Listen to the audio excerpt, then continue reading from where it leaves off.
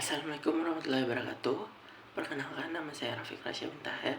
Saya merupakan mahasiswa ilmu komunikasi dari Universitas Amikom Yogyakarta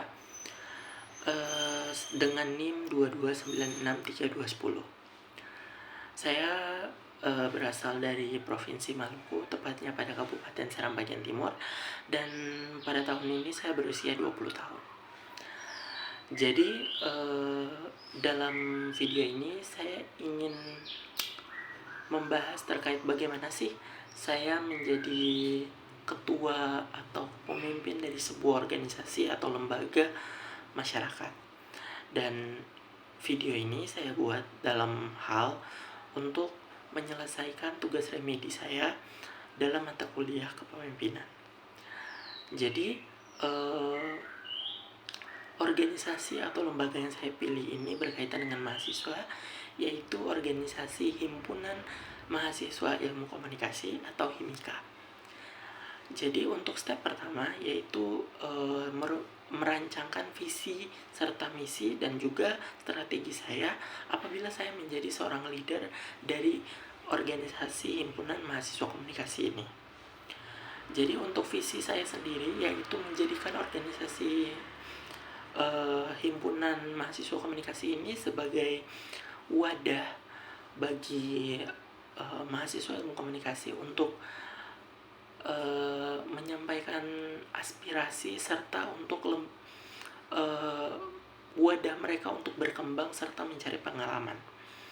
Sedangkan untuk misinya sendiri saya memiliki beberapa poin.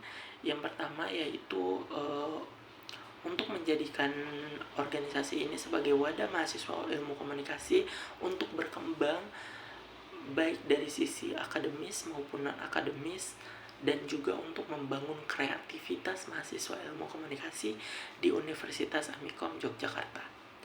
Dan yang misi saya yang berikutnya yaitu untuk mendorong kerjasama antara mahasiswa, dosen, dan juga kampus dalam melaksanakan program-program yang berkualitas dan juga memiliki bobot yang baik seperti workshop dan juga seminar atau bazar yang bisa memberikan pengalaman bagi mahasiswa. Dan untuk poin terakhir di kategori misi ini yaitu menjadikan organisasi ini sebagai jembatan bagi mahasiswa dan industri komunikasi melalui networking maupun magang seperti itu. Tentunya dalam mencapai visi dan misi saya sudah menyiapkan beberapa strategi, yang diantaranya adalah yang pertama, saya ingin membangun kemitraan dengan lembaga-lembaga perusahaan yang memiliki keterkaitan dengan komunikasi untuk saya menjadikan wadah magang bagi anggota organisasi maupun di luar organisasi untuk memberikan pengalaman serta pengembangan pemahaman terkait komunikasi. Yang berikutnya adalah menyelenggarakan acara-acara rutin berupa event seperti workshop, seminar, bazar, dan hal-hal serupa yang mampu meningkatkan kreativitas dan pengalaman mahasiswa ilmu komunikasi. Dan strategi yang terakhir yang bisa saya catatkan di sini yaitu mengadakan forum diskusi terbuka untuk merumuskan aspirasi-aspirasi dan tanggapan dari anggota organisasi yang nantinya akan menjadi saran untuk disampaikan kepada pihak kampus.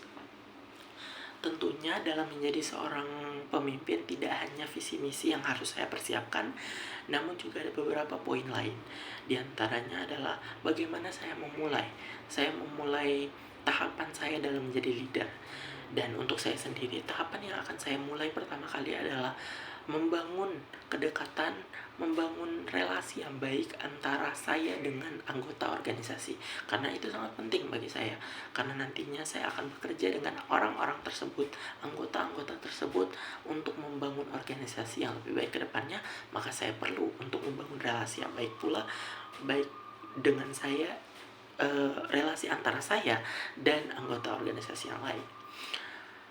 Untuk poin berikutnya berikutnya saya akan berbicara terkait bagaimana saya menjelaskan visi misi saya terhadap anggota organisasi. Tentunya setelah saya sudah bisa mengakarkan diri dengan anggota organisasi, saya perlu untuk menjelaskan visi misi saya agar anggota organisasi bisa memiliki pemahaman terkait bagaimana saya ingin membawa organisasi ini ke depannya. Untuk menjelaskannya sendiri, saya akan menggunakan bahasa yang lebih jelas, namun lebih sederhana agar mudah dipahami oleh anggota organisasi saya, namun tetap memuat poin-poin yang ingin saya cantumkan. Namun untuk saya menambahkan poin di mana setelah saya menjelaskan, saya akan meminta tanggapan serta argumen mereka terkait visi misi serta strategi saya, dan nantinya argumen tersebut akan saya kumpulkan untuk menjadi wadah catatan untuk membangun strategi yang lebih baik ke depannya. Yang berikutnya kita berbicara poin masalah. Dalam sebuah organisasi pasti akan selalu ada masalah. Namun masalah ini pun konteksnya berbeda-beda. Ada yang internal, ada yang eksternal. Dan saya akan berbicara terkait internal terlebih dahulu. Internal berarti saya berbicara terkait anggota organisasi itu sendiri, yang dimana untuk penanggulangannya berarti akan secara langsung dilakukan oleh saya, dimana untuk saya sendiri tentunya saya akan memanggil orang itu secara personal, menanyakan perihal kenapa dia bisa melakukan masalah tersebut, kenapa alasan di balik dia melakukan permasalahan tersebut.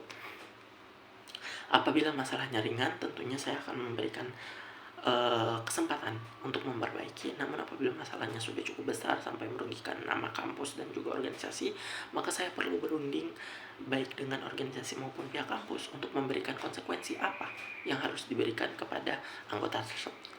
Sedangkan kalau untuk eksternal lebih kompleks karena jangkauannya luas. Tapi di sini saya akan memberikan satu contoh.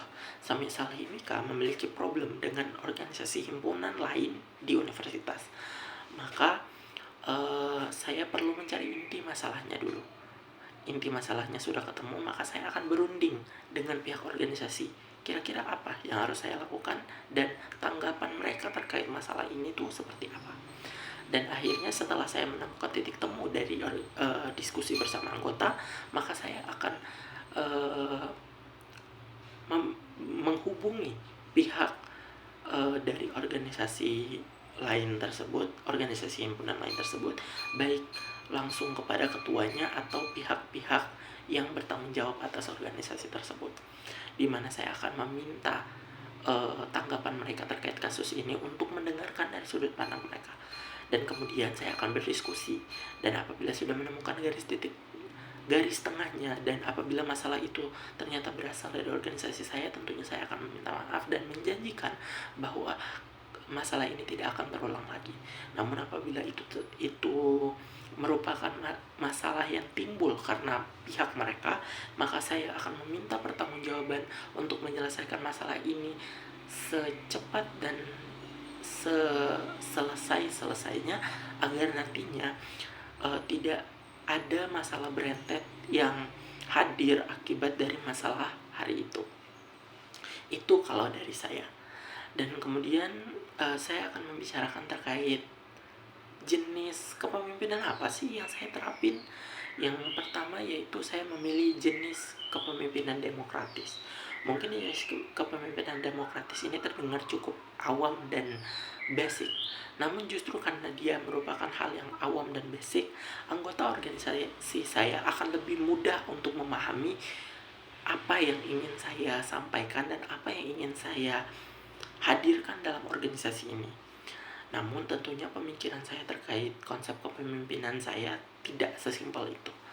Tentunya saya memiliki demokratis juga dengan alasan lain, yaitu karena organisasi ini merupakan organisasi kemahasiswaan, terutama di bidang himpunan, yang berarti anggota saya juga nantinya akan merasakan atau akan langsung mendapatkan impact dari kinerja organisasi ini. Maka saya perlu untuk mendengar pendapat mereka, perlu untuk memahami segala hal dari sudut pandang mereka, agar nantinya saya bisa membuat sistem atau membuat strategi yang bisa mereka terima dan juga bisa mereka jalankan dengan baik ke depannya. Jadi itu sekian dari saya. Apabila ada salah kata maupun ada kata-kata yang kurang jelas, saya mohon maaf karena saya manusia tidak luput dari salah. Namun apabila ada hal yang bisa dipetik dan bisa dipahami, terima kasih.